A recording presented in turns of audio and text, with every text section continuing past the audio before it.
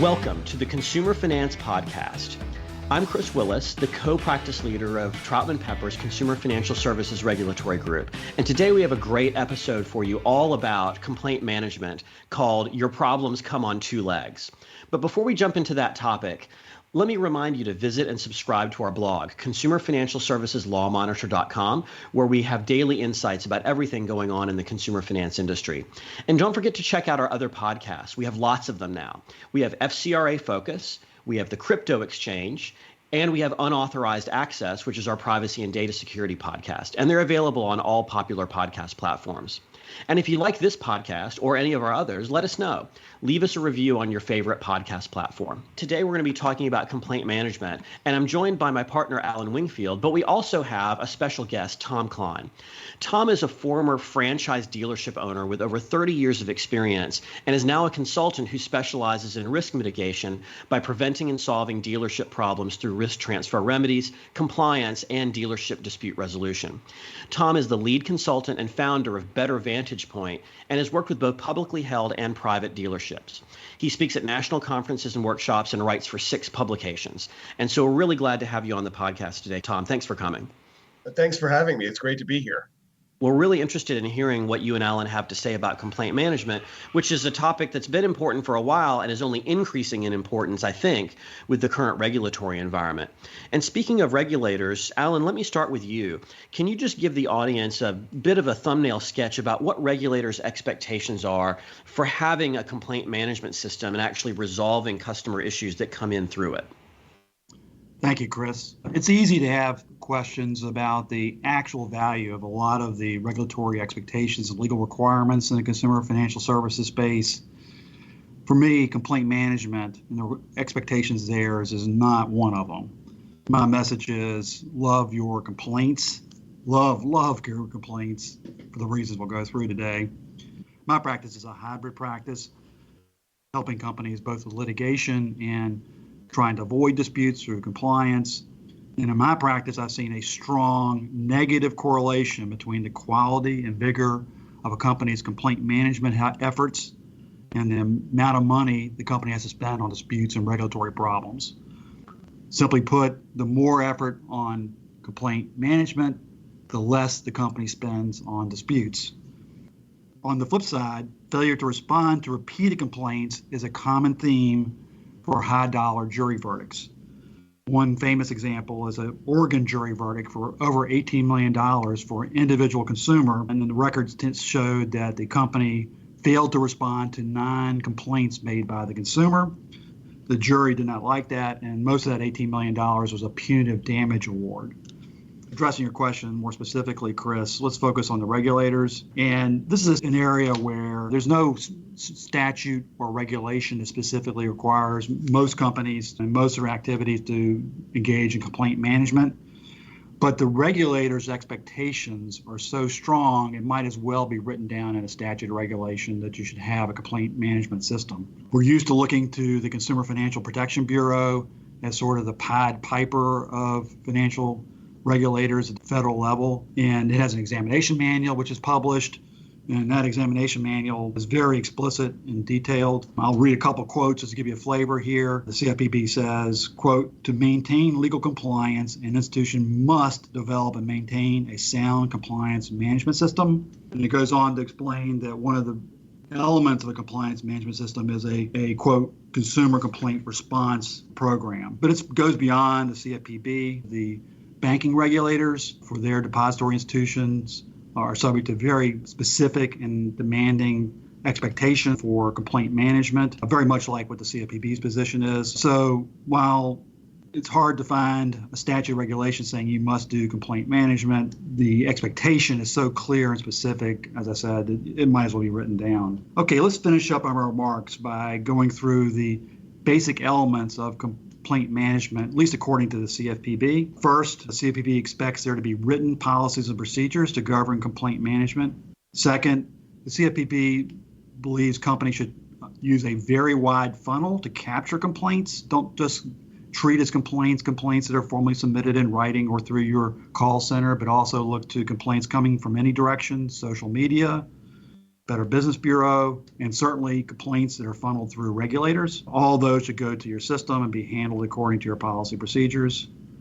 Third, there ought to be complaint tracking, a log, a database that keeps track of the complaints in terms of both making sure they're being handled and responded appropriately according to your policy, but also to gather information about the complaint to be used for later analysis, as I'll discuss in a moment. Another element, the fourth element, is an escalation procedure where not all complaints are treated the same, but complaints that pose specific bad messages to the company about the workings of its compliance processes, or posing special risks to the company or special harm to consumers are all subject to being escalated to higher levels to be addressed commensurate with their seriousness. Another element of complaint management that the CFPB is looking for and other regulators, and I got to really emphasize this one, this might be the most important of all, they're looking for resolution and corrective action in response to complaints. They want the consumers' complaints, if valid, to be addressed and remedied timely and appropriately. This is a big point with sophisticated clients who, for example, are subject to complaints submitted to the CFPB. CFPB maintains, of course, a big database of complaints, and companies often have a goal of showing resolution of 100% of everything on that CFPB complaint register, and the reason being that regulators believe it's essential to take responsive and corrective action in response to complaints. Another element of complaint management, according to CFPB, is conducting root cause analysis and monitoring complaints, trying to extract lessons learned from the complaints that arrived. The complaint tracking log I mentioned before will be indispensable in doing that. It will allow you to do trend analysis and analyze whether there are clusters of complaints around certain vendor relationships or business processes. Another key element, and the regulators are really looking for this as well, is you don't just monitor and do root cause analysis, but the lessons learned get reported up to management. Management needs to be involved in compliance management system as well as complaint management. And for them to be able to do their job, they need to know about what the complaint flow is telling the company about its compliance systems. And finally, and also critically importantly, a company that is learning lessons from its complaints need to actually take action to fix issues identified by the complaint flow, the root cause analysis, the monitoring efforts. And I'm going to have to read you another quote from the CFPB here. It sort of tells you where they're coming from on this one. Quote, "When violations are brought to the attention of an institution's management and management allows those violations to remain unaddressed, such violations are of the highest supervisory concern, period," end quote. So, Chris, I feel like I started off by saying love your complaints, but I'll also add that if you don't love your complaints, they will hate you, and the consequences can be quite severe. So back to you, Chris. Thanks a lot, Alan, and definitely agree with your comments about how important it is to pay attention to those and how they can really be a snake waiting to bite you if they're left unattended. But Tom, let me turn to you. Alan's given us a good background on the legal requirements and regulatory expectations associated with complaint handling. And, you tell companies like you have to do it because the regulators want you to. That gets people somewhat motivated. But there are other reasons to have a complaint management process too. So based on your years of experience, what are the main benefits other than legal requirements to a company to have a good system of complaint management? Great question, Chris. I guess I'll start back when Alan and I met, which was probably about 25 years ago. We were talking about a class action lawsuit that started from two ladies in church who were upset with a car dealership, and they filed a class action, and that particular class action cost the dealership millions and millions of dollars. So you never know where your problems are going to come from. As Alan said, echoing that you have to cast a wide net, you have to really be assertive in terms of making sure that you are considering where all the complaints are coming from. I guess the biggest impediment that companies have with handling their complaints is kind of a bad mindset or a bad paradigm where, and I hear this all the time, we did nothing wrong. I'm giving you air quotes. We did nothing wrong, so we don't want to do this because the customer's wrong, they don't understand, we don't owe them anything, the warranty says we don't have to, the terms of service say we don't have to, whatever the business is. And And the way I answer that with my clients, Chris, is I say that it doesn't matter that you're a business and that unless you're a nonprofit organization and you have to be right all the time, that fix the problem. Just fix it, because I liken consumer problems to rotten fish. The longer that it goes on, the worse it smells. They never get better. They never smell better. So better to fix it now. And there's a notion in claims management that your first loss is your best loss. And what that means is that if you fix it now, it's going to be less expensive than if you push it off to the side. It comes back later, then you're going to have to get your lawyer involved. Maybe you get your insurance company involved, and then it becomes expensive and messy. And it also seems to me, Tom, that in addition to avoiding losses, which is obviously one of the critical reasons to have a good complaint management process, there's also a customer experience and a customer retention benefit too. Could you speak briefly to that? Sure. I'll give you two examples. Using auto dealers, 95%, or statistics similar to that, of car buyers read reviews before they buy a car. They read the reviews of the dealerships. So if you have a robust compliance system and customer management system where you are reaching out to those customers, and I don't just mean posting, "Dear Mr. Customer, I'm so sorry we upset you. If there's anything we can do to help you, please let us know." That's not good enough. It comes across as insincere. And when potential buying customers see that, they see it's insincere.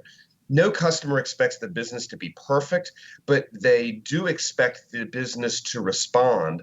So what I recommend to my clients and anybody who's listening, to all your listeners, is that you post something that says, "I'm sorry, let me see if I can reach out and help you." You then pick up the phone, you reach out, you get the customer back into your business, you fix the problem, and then afterwards, you ask the customer to update their review. "Can you please update your review? We want to make sure that everybody knows that we're good guys and we're trying to do the right thing." Don't ask them to change their review, because then they'll feel manipulated. There's a big difference there.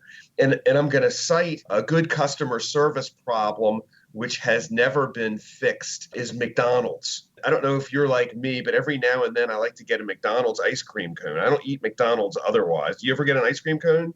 Occasionally, yes. Yes. And what happens when you walk in to get an ice cream cone, Chris? I feel like I'm always taking a chance about what I'm actually going to get. And whether the machine is working, right? Oh, of course, yes.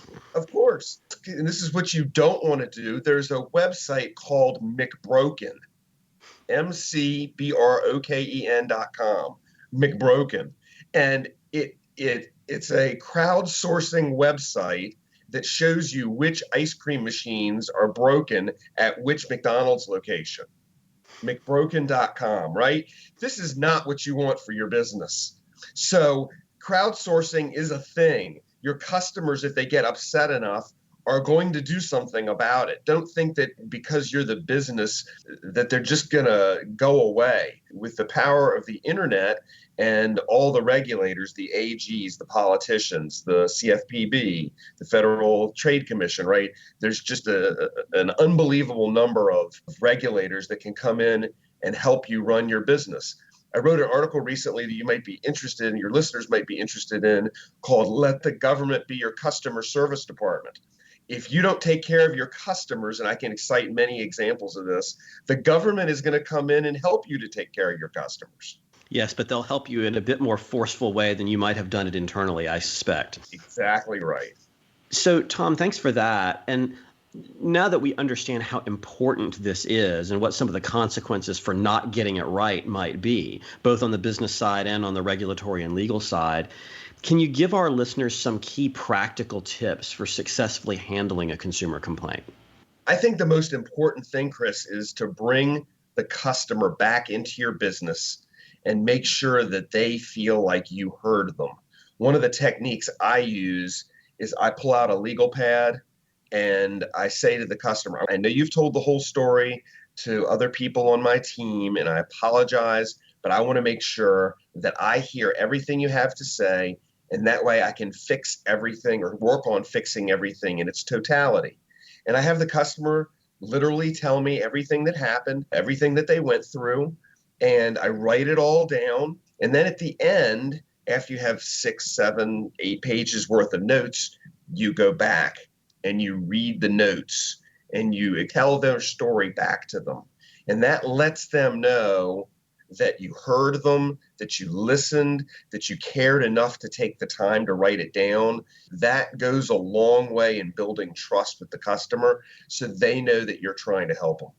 And that, of course, sounds pretty time intensive for a business that has a lot of complaints. That suggests a significant amount of staffing associated with complaint management. Would you agree? I do. I think the most important thing about whoever is going to take care of these complaints is that they have to be empowered to fix them. Thing that happens, and I see this also, is that you have somebody who will bring the customer in, go through this kind of process, and it's really a 3-step process if it's a complicated customer. But if that person isn't empowered to fix it and they say, I have to go see my manager now to get this fixed, then you've lost the trust. Then it's gone, because then they feel like you've just jerked them around. Got it. And so, as I developed my regulatory practice and became aware of complaint management systems, the predominant method of companies receiving complaints was by mail or over the telephone. And I think a lot of people are still thinking a lot about complaints using that model.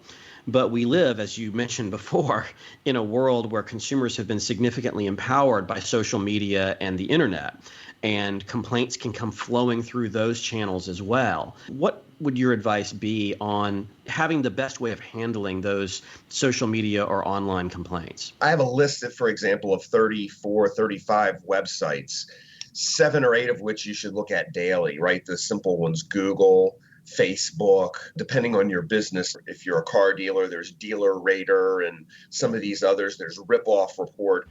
Have somebody in your business go and look actively at those websites every single day. And if anybody wants this list, feel free to reach out and I'll be glad to send it to them. And then once a month, you should go to the other ones. A good one there is Glassdoor. And I mentioned Glassdoor specifically because, as the title of this podcast is, Problems Come on 2 Legs. The 2 legs includes both customers and employees. And I know we're focusing on the customer aspect, but somebody on the staff should be looking at Glassdoor monthly to make sure that if you've got disgruntled employees, that you've got a mechanism to pick those up also. There should be one person at the store where all these complaints flow to, because if this person sees a complaint about one salesperson or an associate or whoever it is, and there's constant complaints about this person, you should use these complaints as operational, right? So that you go back and you retrain or correct the action of that potentially bad employee. Maybe they don't understand what they're doing. Maybe they can't do their job. Maybe they're over their head. Whatever it is, these complaints are just not complaints in of itself. They should be used to help you improve your business. Yeah, makes sense. So, Tom, I want to thank you for being on our podcast today. You've provided some terrific and very entertaining insights. I'm going to remember McBroken for a long time now that you mentioned that. And Alan, thank you for being on the podcast as well. And of course, thank you to our audience for listening into this episode. Don't forget to visit our blog, consumerfinancialserviceslawmonitor.com, and hit that subscribe button so that you can get our daily updates on everything going on in the consumer finance world. And head over to troutman.com and add yourself to our consumer finance email list so that you can get our alerts and webinar invitations. And of course, stay tuned for a great new episode of this podcast every Thursday. Thank you all for listening. Copyright Troutman Pepper Hamilton Sanders, LLP. These recorded materials are designed for educational purposes only. This podcast is not legal advice and does not create an attorney-client relationship. The views and opinions expressed in this podcast are solely those of the individual participants. Troutman Pepper does not make any representations or warranties, express or implied, regarding the contents of this podcast. Information on previous case results does not guarantee a similar future result. Users of this podcast may save and use the podcast only for personal or other non-commercial educational purposes. No other use, including, without limitation, reproduction, retransmission, or editing of this podcast may be made without the prior written permission of Troutman Pepper. If you have any questions, please contact us at troutman.com.